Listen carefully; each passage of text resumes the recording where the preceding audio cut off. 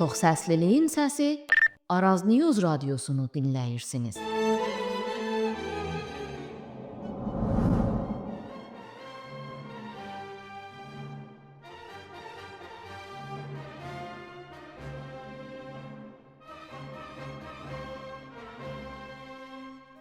İtirdiğin her şeyi o an fark edebilmezsen. Bir gün bir şey əskiler ama adını koyabilmezsen. Bir gün danışarsan ama kelimeler sana ait gelmez. Bir gün geçmişini düşünersen ama hatırladıkların bile sana yabancı gelir. O an bir şeyin elinden alındığını anlayırsan. Ama bu bir torpak parçası değildir. Bir milleti yok etmek istəyirsinizsə, önce onun hafizesini silin. Çünkü hafize giderse insan kim olduğunu unutar. Kimliğini unutan insan ise bir müddet sonra hara ait olduğunu da unutar. Ve tam burada vətən itir. Vətən sadece mərz xətləri değil. Vətən sadece bayraq değil. Vətən insanın özünü mən buraya aidəm dediği yerdir. Ama eğer bir insan öz dilinde düşünebilmirsə, öz keçmişini azadca öğrenebilmirsə, öz kimliğini gizletmek məcburiyyətində qalırsa, o zaman o yer xəritədə var ola bilər. Ama insanın içinde yoktur.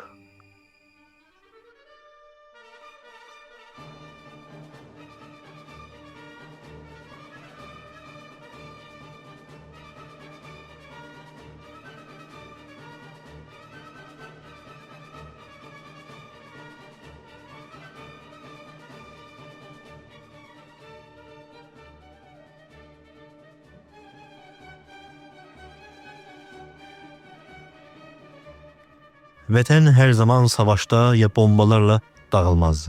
Vətən səssizcə yok edilir. Yavaş yavaş. Önce dilin elinden alırlar. Sonra kimliğin önemsiz hale gelir. Sonra tarixin değiştirirler.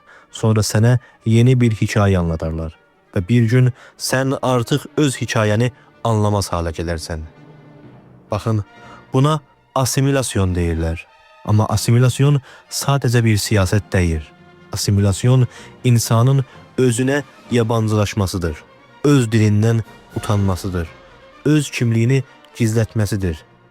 Öz keçmişini sorgulaya bilmemesidir. Ve en tehlikelisi de budur. İnsan buna alışır. Bir müddet sonra insan bunu söylemeye başlayır. Zaten beləydi. Zaten önemli değil. Herkes belə yaşayır.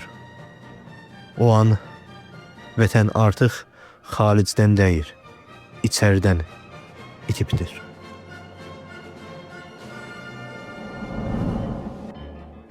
Vətəni səndən zorla ala bilməzlər.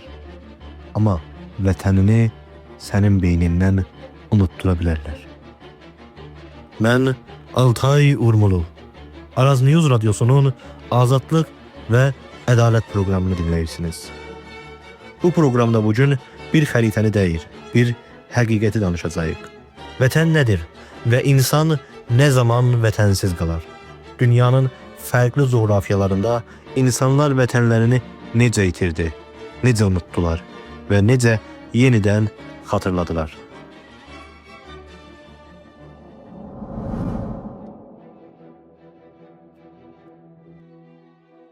Bəzən bir xalqın yenidən ayağa qalxması yeni bir şey öyrənməsiyle değil, unutulanı xatırlamasıyla başlar. Sizcə vətən nədir? Bu kəlməni hər kəs işlədir. Vətən. Amma çox az insan həqiqətən nə mənaya gəldiyini düşünər. Çox vaxt bizə öyrədilən təriflər sadədir. Vətən xəritədə çəkilən bir mərzdir. Bir bayraq var, bir dövlət. Və bizə deyirlər ki, baxın, vətən budur. Ama insanın iç dünyası xəritə qədər sadə deyil. Bir insan sadece bir mərzin içinde yaşadığı için o yere ait özünü hiss etmez. İnsan ancaq özünü o yerin bir parçası olarak hissettiğinde oraya vətən deyər. Belki de millet dediğimiz şey hayal edilmiş bir topluluktur. Yani insanlar birbirlerini tanımır ama eyni hikayeye inandıkları için özlerine biz deyirlər.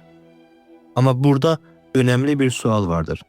Bu bizin içine kimler girir ve kimler eşikte kalır? Eğer bir insan öz dilinde danışa bilmirse, öz kimliğini o bizin içinde yerleştire bilmirse, o zaman o biz onun üçün həqiqi deyil. Frans Fanon'a göre istemarçılık veya sömürgecilik sadece torpağı işgal etmez, insanın zihnini de işgal eder. Sömürgecilik insana bunu öyrədər. Sənin dilin dəyərsizdir, sənin kimliyin əskikdir, sənin keçmişin önəmsizdir. Və insan buna uzun müddət məruz qaldığında özü özünə yabancılaşar. Artıq öz dilini danışmaqdan çəkinər, öz kimliyini gizlədər, öz keçmişini savunmaz və o anda vətən sadəcə xaricdən deyil, insanın içində də itmiş durumda olar. Məşhur yazar Edward Said isə bu prosəni fərqli bir açıdan açıqlar.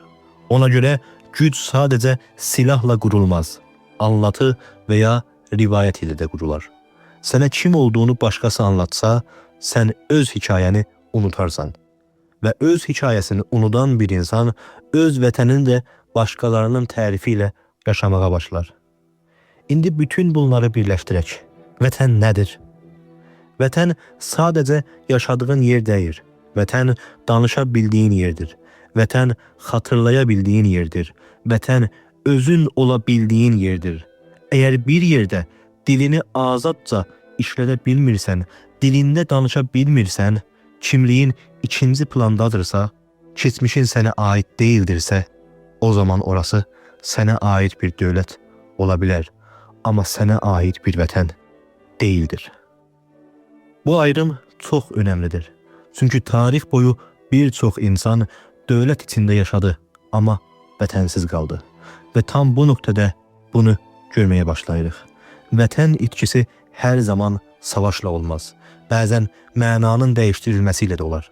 İndi bu teorini bir kənara buraxıb dünyaya baxaq. Çünki bu sadəcə bir fikir deyil. Bu bir çox xalqın yaşadığı bir həqiqətdir. Dünyanın fərqli yerlərində insanlar vətənlərini necə itirdi?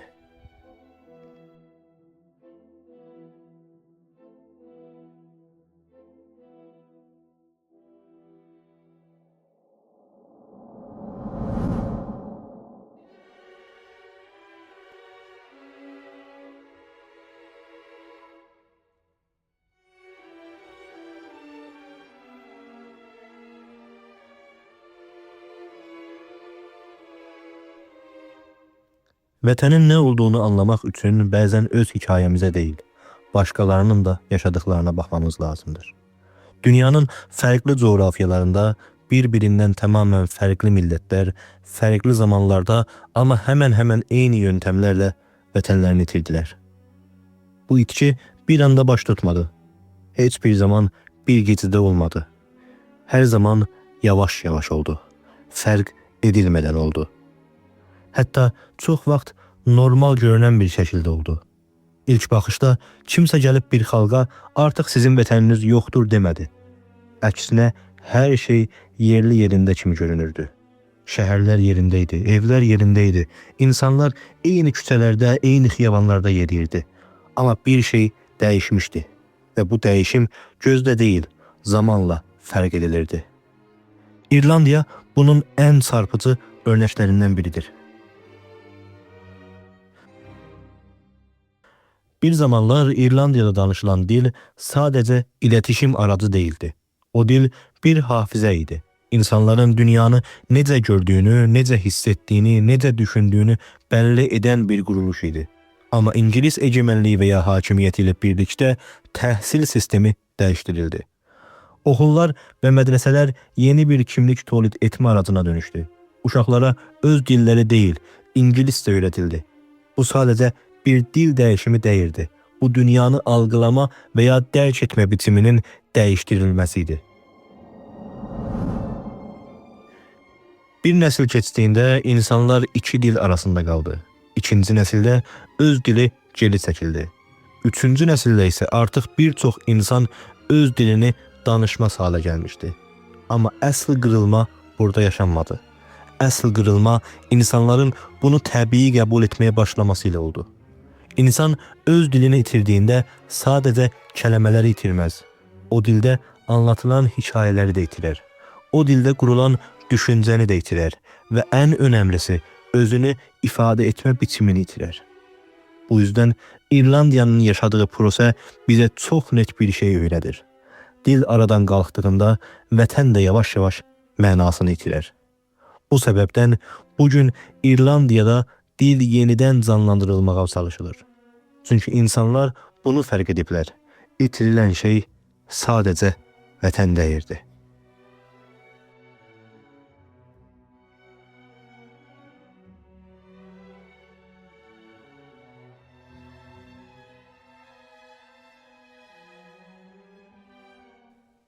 Cəzairə baxdığımızda isə qarşımıza daha sərt, amma daha aydın bir həqiqət ortaya çıxır. Frans Fanon'un anlattığı Cəzair klasik bir işğal hikayesi değil. Orada olan şey sadəcə torpağın kontrol altına alınması deyirdi. Əsl məsələ insanın zihninin yenidən formalaşdırılmasıdır. Fransa istimar idarəsi Cəzair millətinə sadəcə öz dilini dayatmadı. Eyni zamanda öz dəyərlərini, öz üstünlük algısını da yerləşdirdi. Zamanla Cəzairli bir insan üçün Fransızca danışmaq, ilerilik, mədəniyyətlilik, öz dilini danışmaq isə geri qalmışlıq olaraq kodlandı. Bu çok kritik bir kırılmadır. Çünkü burada artık baskı eşikten gelmir. İnsan özü özünü dönüştürmeye başlayır. Öz dilini aşağılayır. Öz kimliğini geri plana itələyir. Öz keçmişini savunmaq yerine ondan uzaklaşır.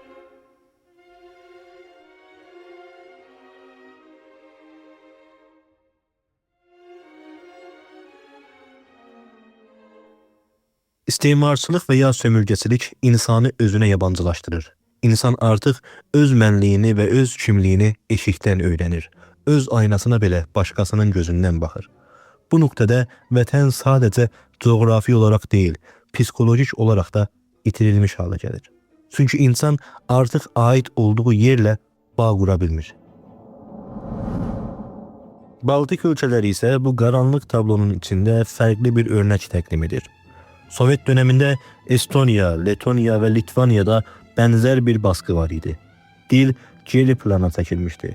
Mərkəzi kimlik öne çıxarıldı. Sistem tək tip halına getirilmeye çalışıldı. Ama burada təyin edici şey bu idi. İnsanlar hafizələrini tamamen itirmədi. Rəsmi sahələrdə fərqli bir danışılsa belə evlərdə başka bir dünya yaşamağa devam edirdi. Mahnılar, hikayeler, mədəni kodlar səssizcə bir şəkildə nəsildən nəsilə keçirildi. Bu görünməyən direniş əslində ən güclü direniş idi. Çünki kimlik tamamen silinmədi və sistem zəiflədiyində o bastırılmış hafizə yenidən ortaya çıxdı. İnsanlar nə olduqlarını xatırladı və xatırlayan bir cəmiyyət üçün vətən yenidən məna qazandı. İstiqlal sadəcə siyasi bir sonuc değildi. O, hafizənin geri dönüşüydü. Bu örnek bize çok net bir şey gösterir. Eğer bir xalq və bir millət hafizəsini tamamen itirməmişsə, vətən tamamen yok olmaz. Bugün ise bu prosenin hələ də devam ettiği yerləri var. Doğu Türkistan bu mənada en çok görünən bir örnəkdir.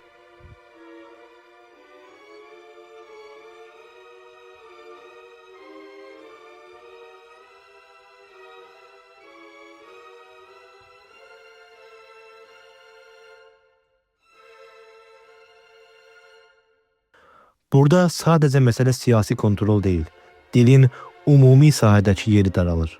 Mədəni fəaliyyətlər məhdudlaşdırılır. Təhsil sistemi bəlli bir kimliyi tolid etmək üzərə yenidən tənzimlənir. İnsanların necə düşünəcəyi, necə danışacağı, hətta necə xatırlayacağı belə kontrol altına alınmaq istənilir. Belə bir ortamda insanlar yaşamağa devam eder. Şəhərlər, xiyabanlar, küçələr var. Günlük həyat devam edir. Amma içəridə başqa bir şey olur. Aidiyyət zəifləyir. İnsan olduğu yerlə bağ qurmaqdan çəkinir. Çünki o yer onun kimliyini daşımır. Və burada çox net və aydın bir ayrım ortaya çıxır. Bir dövlət var. amma vətən hissi olmaya bilər.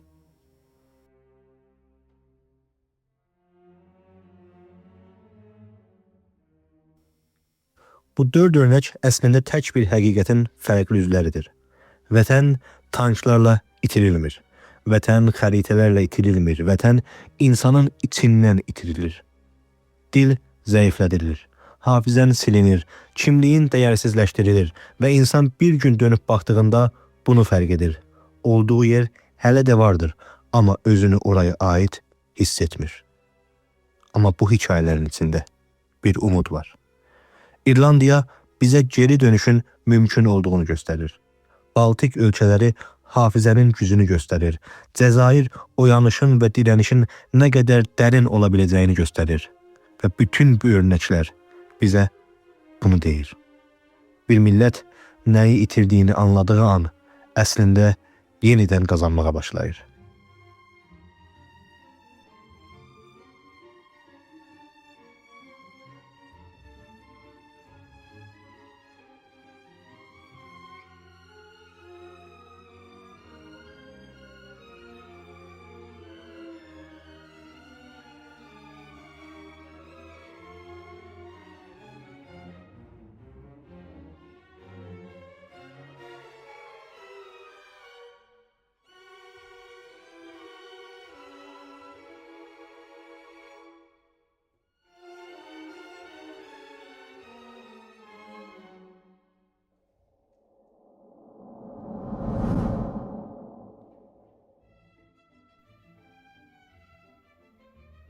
İndiyə qədər fərqli ölkələrdən fərqli örnəklər gördük.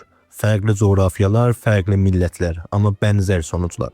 Bu bənzərliyin bir nədəni var. Bu sadəcə rastlantı və ya təsadüf deyil. Bu bəlli bir sistemin sonucudur və bu sistemin adı iç sömürgəçilik və ya iç istemarçılıqdır. İç istemarçılıq və ya başqa deyimlə daxili istemar klassik mənada bildiyimiz istemarçılıqdan fərqlidir. Burada eşikdən gələn bir güc yoxdur. Xəritəyə baxdığınızda hər şey normal görünür. Tək bir dövlət var, tək bir bayraq. Tək bir siyasi quruluş vardır. Amma bu görüntünün altında bərabər olmayan bir nizam işləyir. Bu nizamda bir mərkəz var, bir də çevrə. Mərkəz gücün toplandığı yerdir. Qərarlar orada alınır. İqtisad orada yoğunlaşar. Mədəni normlar oradan bəlli olar. Çevrə isə bu quruluşun eşiyində qalan, amma onun içində yaşamaq məcburiyyətində olan sahələrdir. Yəni eyni dövlətin içində, amma eyni imkanlara sahib olmayan fərqli həqiqətlər oluşar.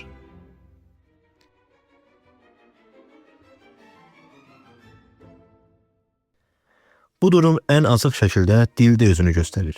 Çünki dil sadəcə iletişim və ya irtibat aracı deyil. Eyni zamanda gücdür. Hansı dil təhsil olursa, hansı dil rəsmi işlərdə işlənirsə, hansı dil ümumi sahədə keçərlidirsə, o dil cəmiyyətin mərkəzini təmsil edər. Digər dillər isə yavaş-yavaş geri plana çəkilir. Öncə təhsildən çıxarlar, sonra ümumi sahədən uzaqlaşar. Ən sonunda da sadəcə özəl sahələrə sıxışar. Bu nöqtədə insanlar artıq sadəcə fərqli bir dil danışmaz. Eyni zamanda fərqli bir dəyərə sahib olduqlarını hiss edərlər. Bir dil yüksəlmənin yolu haline gəlirkən, digər dil gərəksiz kimi algılanmağa başlar.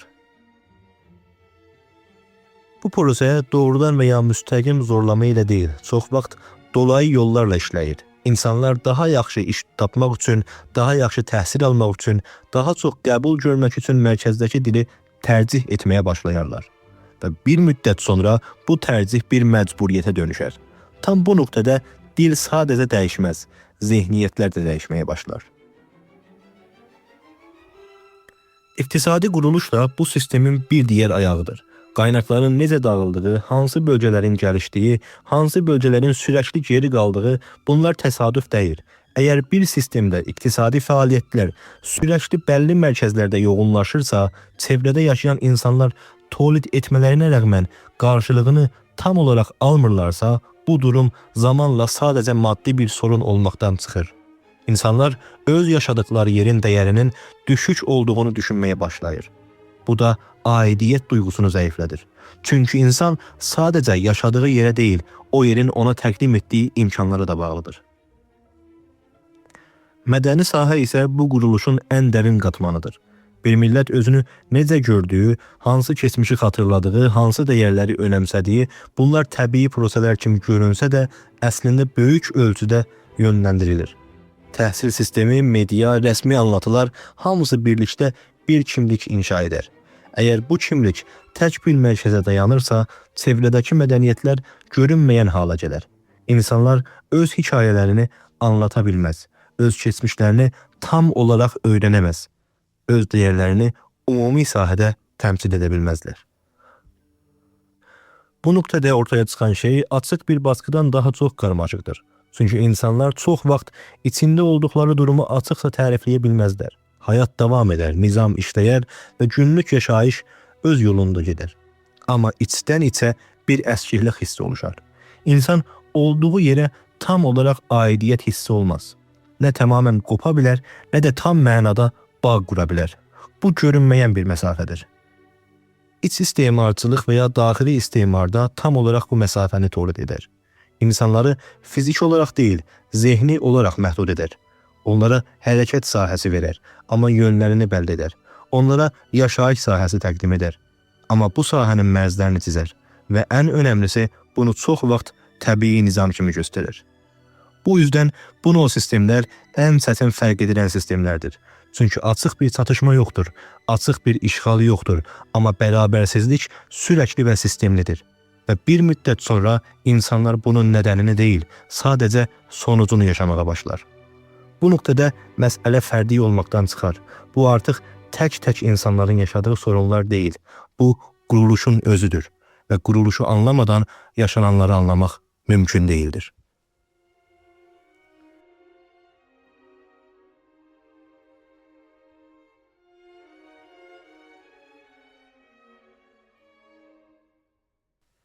İndiyə qədər uzaqlara baxdıq, fərqli coğrafiyalara, fərqli millətlərə.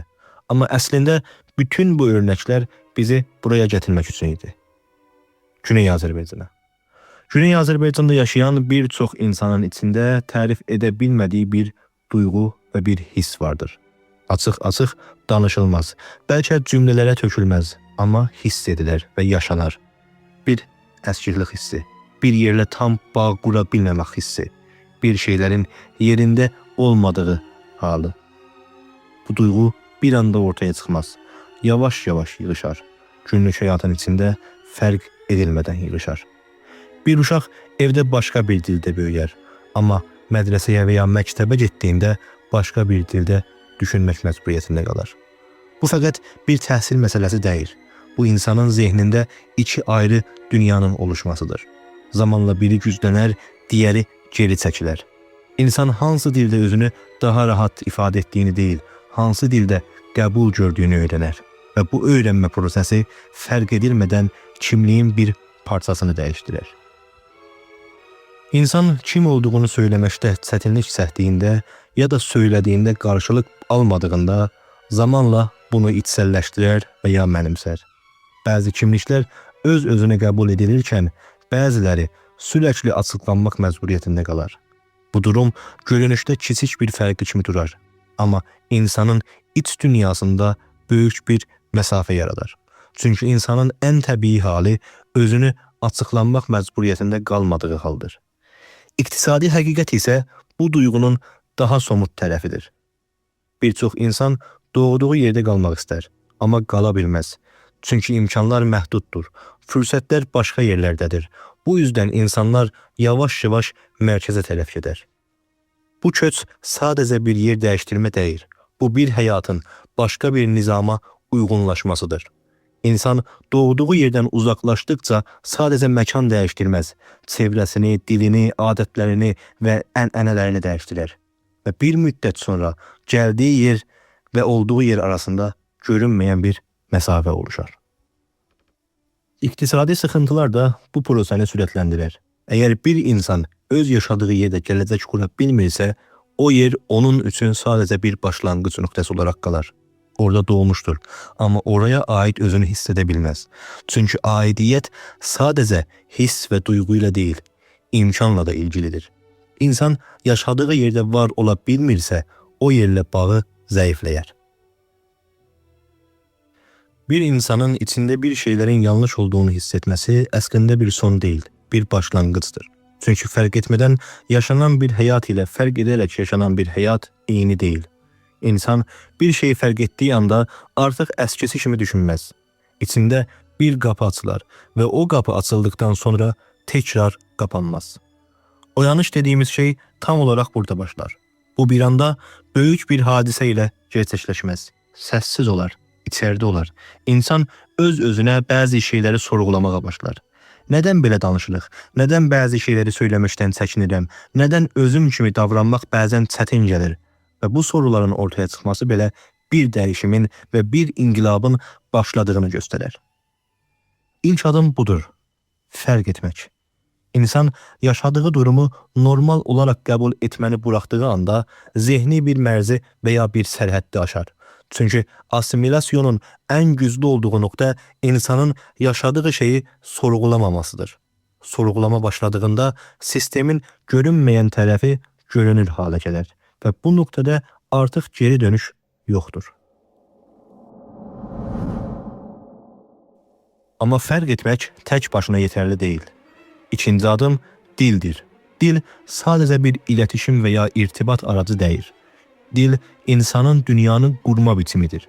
İnsan hansı dildə düşünürsə, o dildə də var olar. Əgər bir insan öz ana dilini itirməyə başlayıbdırsa, sadəcə kəlmələri deyil, düşünmə biçimini də itirər. Bu yüzden oyanışın ən eyni və somut addımlarından biri dilə sahib çıxmaqdır. Bu böyük bir şuar deyil, kiçik amma sürəkli bir prosədir. Öz dilində danışmaq, yazmaq, tolid etmək. Dili sadəcə bir xatirə olaraq deyil, yaşayan bir həqiqət olaraq sürdürmək. Bunlar bir xalqın özünü yenidən qurmasının təməlidir. Çünki dil yaşadığı sürəcə kimlik də yaşayar. Üçüncü addım isə kimlikdir. İnsan kim olduğunu qəbul etmədən heç bir şey tam mənada dəyişməz. Kimlik sadəcə bir tərif deyil, bir duruşdur. İnsan öz kimliyini açıqca qəbul etdiyində artıq başqalarının tərifinə ehtiyac olmaz. Bu, eşiyə qarşı bir meydan oxuma deyil, içəridə qurulan bir dəncə və ya bir təvazundur. Kimliyini bilən insan özünü gizlətmək məcburiyyətində qalmaz. Özünü savunmaq məcburiyyətində qalmaz. Özünü açıqlamaq məcburiyyətində qalmaz. Sadəcə var olar. Və bu var olma halı çox güclüdür. Çünki assimilasyon insanı sürəkli dəyişdirməyə çalışar. Oyanış isə insanın özünə dönməsidir. Bu proses toplu bir hərəkətlə başlamaz. Böyük kalabalıklarla, yəni kütlələrlə başlamaz. Hər zaman fərdi bir şəkildə başlar. Bir insan fərq edər, sonra bir digəri, sonra bir digəri. Və zamanla bu fərqindəlik və bilinc yayılar.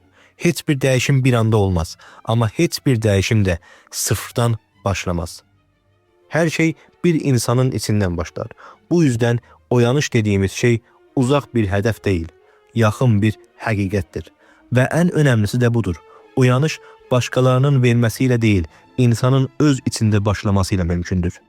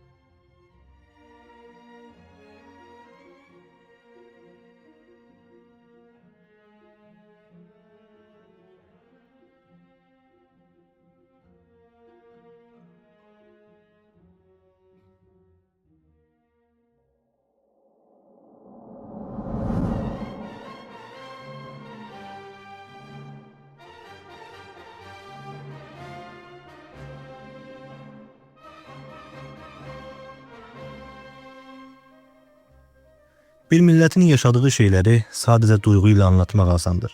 Amma məsələ sadəcə duyğu deyil. Çünki yaşananlar sadəcə hiss edilən bir durum deyil. Eyni zamanda təriflənə bilən bir haqdır. Uluslararası hüquqda çox açıq bir əsl var. Xalqların öz taleyini təyin etmə haqqı. Bu bir şüar deyil, bir təmənni də deyil. Bu tanınmış bir əsldir.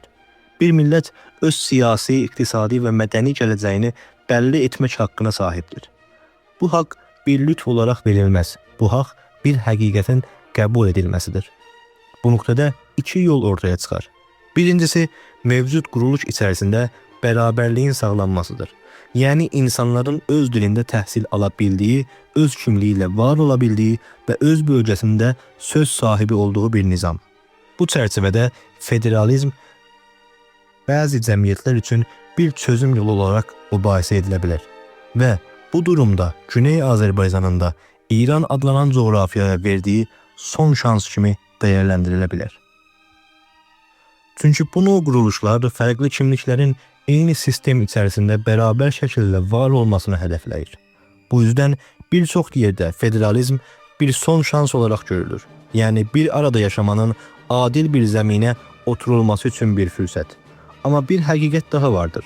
Əgər bir sistem uzun müddət boyunca bərabərlik tolid etmirsə, fərqli kimlikləri tanımırsa və bu durum dəyişmirsə, o zaman məsələ sadəcə islahat məsələsi olmaqdan çıxar. Bu nöqtədə danışılan şey artıq bir tərcih deyil, bir haqdır. Burada önəmli olan şey budur. Bu qonu sadəcə duyğusal bir təpki olaraq görülməməlidir. Bu bir kimlik məsələsidir. Bu bir varlıq məsələsidir. Və ən önəmlisi bir məşruiyyət məsələsidir. Çünki bir insanın öz dilində yaşamaq istəməsi, öz kimliyi ilə var olmaq istəməsi, öz gələcəyi haqqında söz sahibi olmaq istəməsi, bunlar aşırı tələblər deyil. Bunlar ən təməl insani və hüquqi haqlardır. Və bütün bu danışanların sonunda yenidən başa dönürük. Vətən nədir? Vətən sadəcə doğduğun yer deyil. Vətən özünü əskiklikdə hiss etmədiyin yerdir. Vətən danışarkən özünü sansorlamadığın yerdir. Vətən gələcəyin başqalarının deyil, sənin bəlli etdiyin kimi yazıldığı yerdir. Əgər bir yerdə bunlar yoxdursa, orada bir boşluq vardır və insan o boşluğu hiss edər. Bu yüzden bunu açıqca söyləmək gerekir. Bizim vətən dediyimiz yer bir tərifin sonucu deyil, bir təcrübənin sonucudur. Güney Azərbaycan. Mən Altay Urmulu. Siz Araz News Radyosu'nun Azadlıq və Ədalət proqramını dinlediniz. Bir sonraki verilişədək əsən qalın.